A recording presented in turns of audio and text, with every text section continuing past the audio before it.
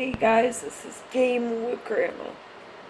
I wanted to let you guys know I'm not gonna be live streaming today. I'm still pretty upset. I don't understand why. The morgue had called me to verify that he was dead. I'm next of kin, so they had to call me first. He got into a fight with his sister. At first I thought his sisters had gone in and seen him hanging there. And I talked to the lady for the morgue, and she said that when they broke the doors and they seen the body, they would not let him go in to see him hanging there, which I understand.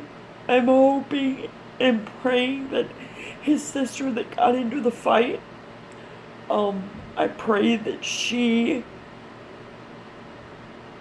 I guarantee she feels awful. I'm not sure what she said to him last night, but I bet you she regrets what she said. I mean, I never thought he would do something like this, ever. He went to prison for about 10 years for what he did. And my youngest, he doesn't remember much of his dad. He was like 5 or 6. So he really didn't remember, but he's torn up as much as we are. He got to see his dad and his mom, and then his mom died. And then he was able to see his dad, but he doesn't remember anything as a child. My husband was a big man. When we married, he was thin and skinny, but he was pretty big. But the lady from the morgue said that he literally tore the furniture apart and put it all along the walls, nailed it to the walls.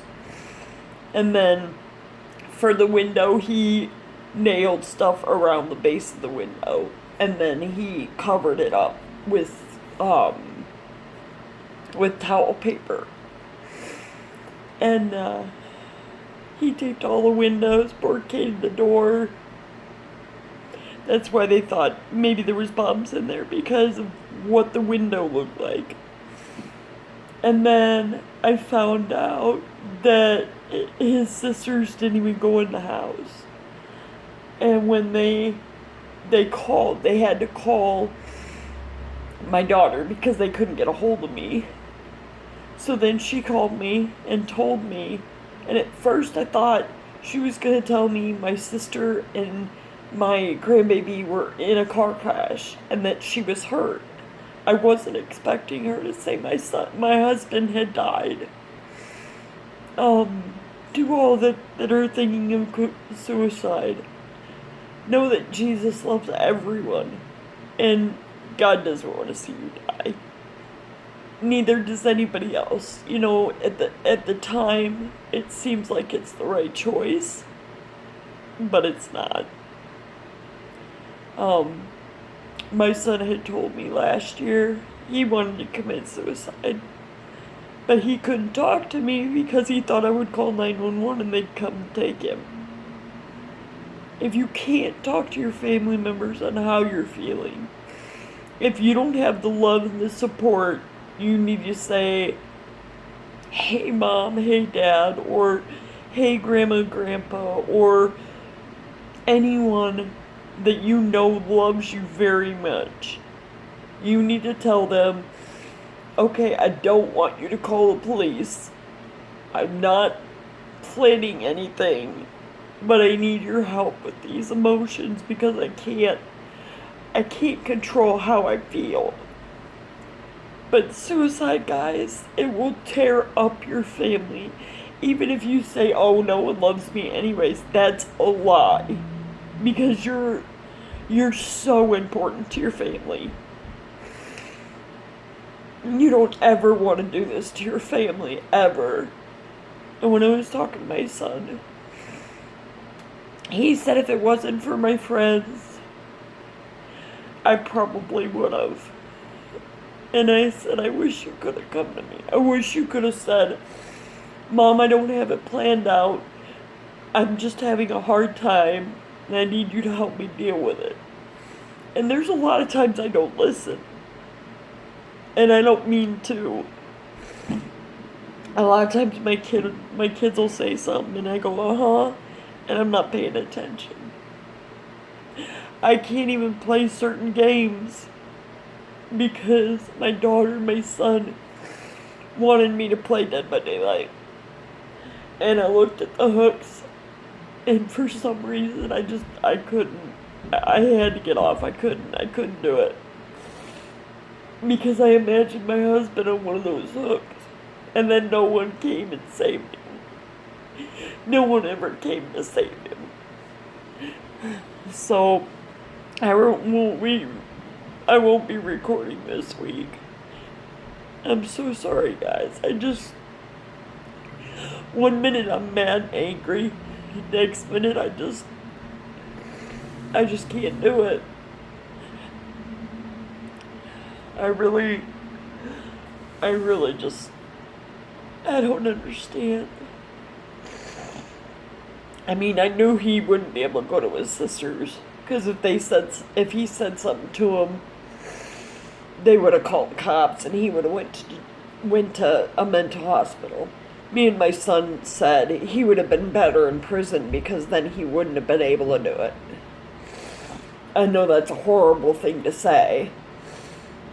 Or they should have kept him in the hospital when he tried the first time.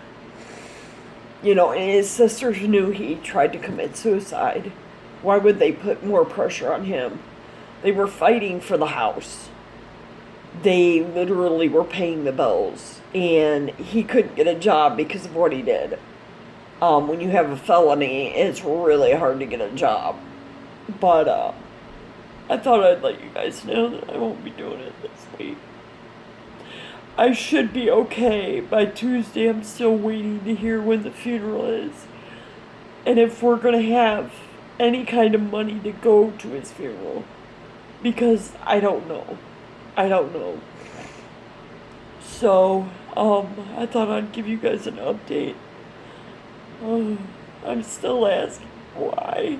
I mean, every so often I have the dream where he never did it. Like, it was some kind of joke or... I mean, I know that's not funny, but... It's kind of like when they bury someone. And they open the casket and say, "Ha, I fooled everybody, I'm alive." And I don't know if he's being cremated. I don't know if he's going to be open casket. I don't know. And I don't know if I'm going to be able to come. Because I don't think me and my son could handle it. I mean, if he's cremated, that would be better. But I can't do it if it's open cast. I can't. I have nightmares going up to his body and saying, "Why would you do this to us? Why would you even think of something like this?" I don't know. I don't know if I would or not. But I thought I'd give you guys an update. I'm still really broken up.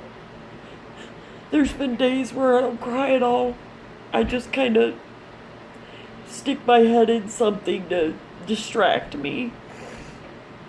Yesterday, me and my son were talking. I was playing a game, and we got to talking. I don't remember what it was. But we were talking about something, and I started to cry. I put my headset back on, and I sucked it in and just played the game. Just ignored the feelings that I was feeling. Today,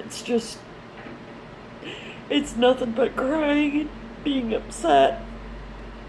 I don't understand. But, when the morgue called me, they said that he had nailed a board across the living room ceiling. And he nailed the electrical cord around his neck. And she said it was a very short cord hanging around his neck. And when he kicked the chair out of the way, it broke his neck. he didn't struggle. You know, I asked her, did he struggle? Did he try to change his mind? And she said he didn't have that opportunity. He died right away. And his sisters found him 4 days later. So I'm not going to be able to live stream this week, guys. I love you. You guys have a good week. And I'll see you hopefully next Tuesday. Bye, guys.